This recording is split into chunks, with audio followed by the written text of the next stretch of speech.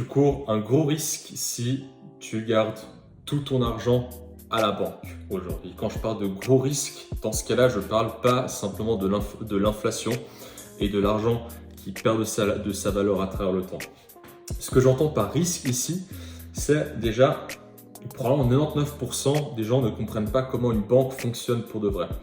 C'est-à-dire que, à mon avis, 99%, je ne sais pas si c'est 99%, mais je sais que c'est la vaste majorité des personnes pensent qu'en fait, une banque, c'est juste, tu as Pierre, Paul, Jacques, Sophie et Stéphanie qui vont poser leurs francs suisses dans une banque, et en fait, cette banque, c'est simplement un peu comme un coffre-fort, et puis ces francs suisses, que la tâche de la banque, en fait, c'est de garder ces francs suisses bien au chaud dans un coffre pour que ensuite, quand eux, ils veulent retirer cet argent pour faire quelque chose, cet argent, il est bien au chaud, et puis du coup, la banque, sans autre, rend du coup ces francs à la personne qui demande cette monnaie.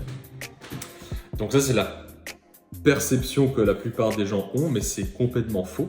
Parce qu'en fait, ce qu'il faut savoir, c'est que l'argent que tu mets dans ta banque, c'est de l'argent qui ne... Tiens, celui-là, il a perdu la tête en route. C'est de l'argent qui n'est pas vraiment présent dans la banque. En fait, l'argent que tu mets sur ton compte bancaire, c'est de l'argent que tu prêtes à la banque. Il faut savoir ça. Ton compte épargne, ton compte courant, la banque va l'utiliser pour, elle, aller faire du business, entre guillemets, donc typiquement faire des prêts hypothécaires, par exemple.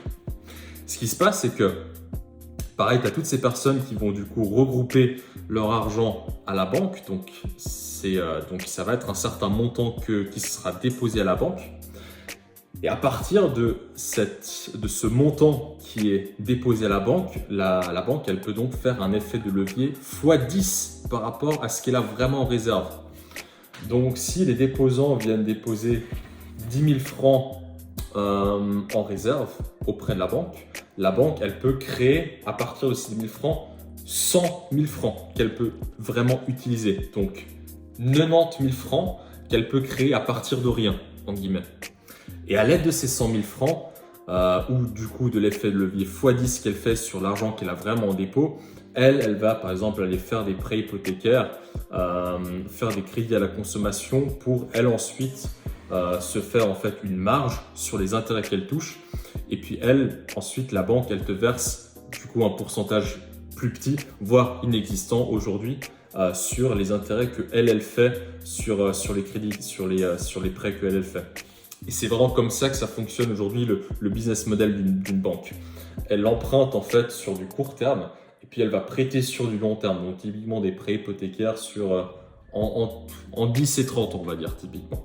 Et donc ce qui se passe, c'est que si toi, tu veux aller retirer ton argent demain, si tu es le seul à vouloir le faire, la banque ne va pas trop te poser de questions. Et puis même ça, aujourd'hui, tu as des limites par exemple pour transférer de l'argent d'une banque à l'autre.